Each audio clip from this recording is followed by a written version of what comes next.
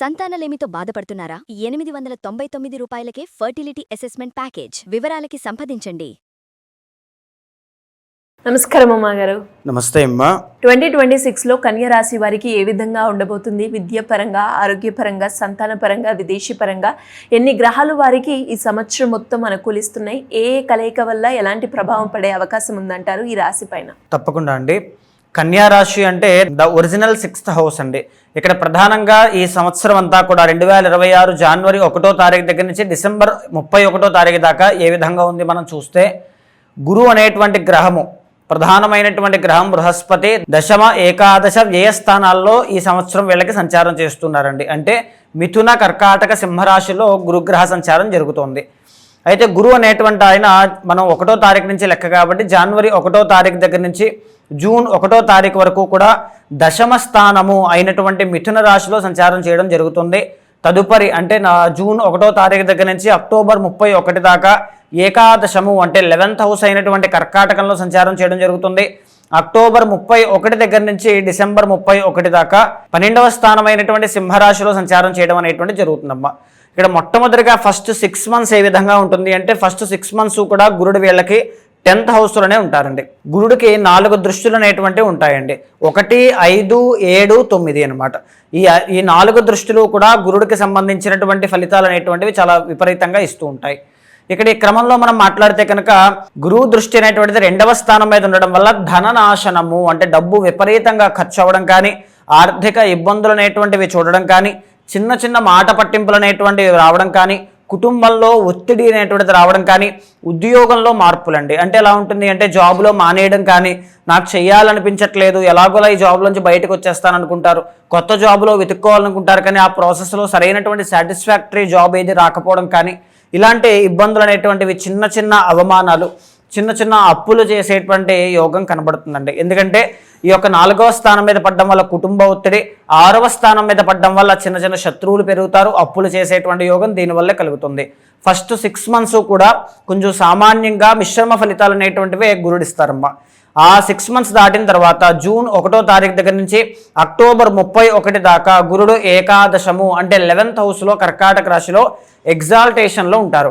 కన్యా రాశి వాళ్ళకి మనం బాగా గమనిస్తే గురుడు అనేటువంటి ఆయన 4, 7 స్థానాలకు అధిపతి. సో ఇక్కడ గురుడు ఎప్పుడైతే కర్కాటకంలో ఎగ్జాల్టేషన్లో యోగిస్తూ ఉన్నారో అది వీళ్ళకి ఒక రాజయోగాన్ని ఇచ్చేటువంటి పీరియడ్ ఆఫ్ టైం అండి.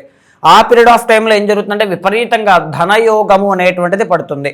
ఎందుకు? గురుడి యొక్క దృష్టి ఎవరి మీద పడుతుంది? 3వ స్థానం మీద పడుతుందండి.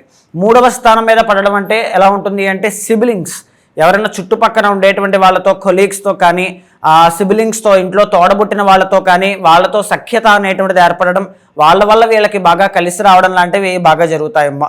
ఏదైనా చిన్న చిన్న అప్పులు ఉంటే అవన్నీ కూడా క్లియర్ అయ్యే అవకాశాలు కూడా ఎక్కువగా కనబడతాయి.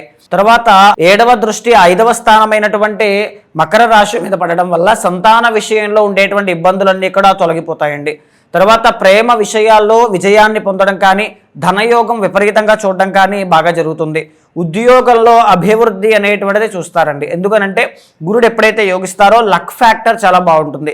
ఏదైనా ప్రయత్నం చేసిన, ఉద్యోగం కోసం ట్రై చేస్తూ ఉన్నా ఖచ్చితంగా ఆ టైంలో మంచి ఉద్యోగం రావడం, మంచి ఫైనాన్షియల్ ఇన్కమ్ అనేటువంటిది చూడడం కానీ, లేకపోతే ఏదైనా చిన్న చిన్న ప్రాబ్లమ్స్ ఉన్నా అవన్నీ కూడా సాల్వ్ అయిపోవడం కానీ, గౌరవ మర్యాదలు అనేటువంటివి మళ్ళీ తిరిగి పొందడం కానీ, ఇలాంటివన్నీ చాలా బాగుంటాయండి.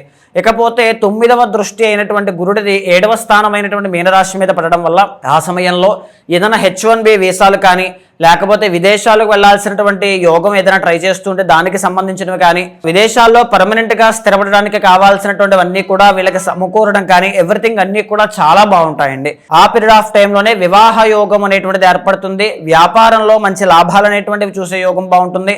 అన్ని విధాలుగా కూడా ఆ పీరియడ్ ఆఫ్ టైంలో మంచి జీవితాన్ని చూసే అవకాశాలు చాలా బాగుంటాయమ్మా. అయితే మళ్ళా తిరిగి గురువు అనేటువంటి ఆయన నవంబర్ 1వ తారీఖు దగ్గర నుంచి డిసెంబర్ ఎండ్ వరకు కూడా సింహరాశిలో సంచారం చేస్తారండి. అంటే వీళ్ళకి 12వ స్థానము.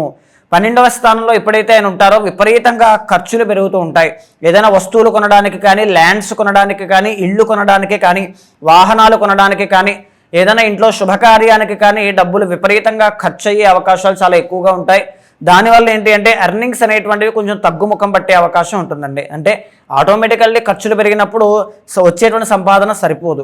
సో ఈ రకంగానే ఎక్కువగా కనబడుతూ ఉంటుంది. చిన్న చిన్న అనారోగ్య సమస్యలు ఇబ్బంది పెడుతూ ఉంటాయి.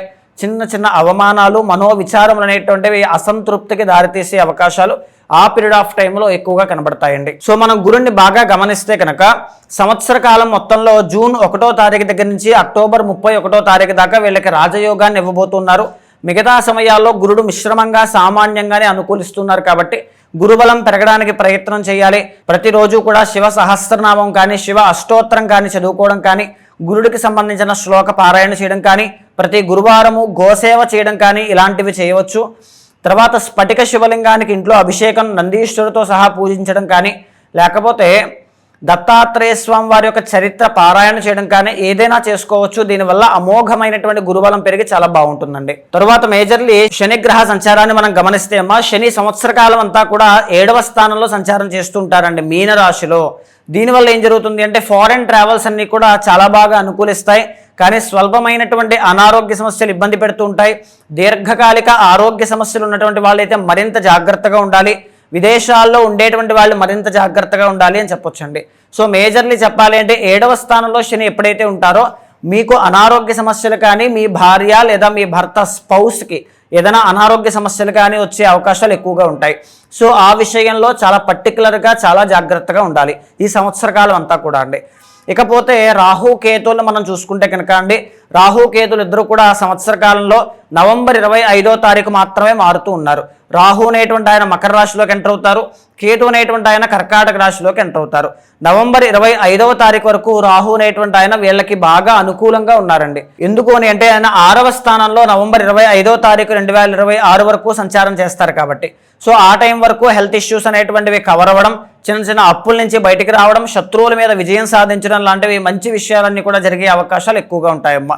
నవంబర్ 25 తర్వాత పంచమంలోకి రాహు వస్తారు కాబట్టి ప్రేమ వ్యవహారాల్లోనూ, తర్వాత సంతాన విషయంలోనూ చిన్న చిన్న నడవడిక అంటే ఈ యొక్క వ్యసనాలు ఏదైనా అలవాటు అయ్యేటువంటి క్రమంలోనూ కాస్త ఇబ్బందులు అనేటువంటివి లాస్ట్ 2 months ఖచ్చితంగా చూసే అవకాశం ఉంటుందండి.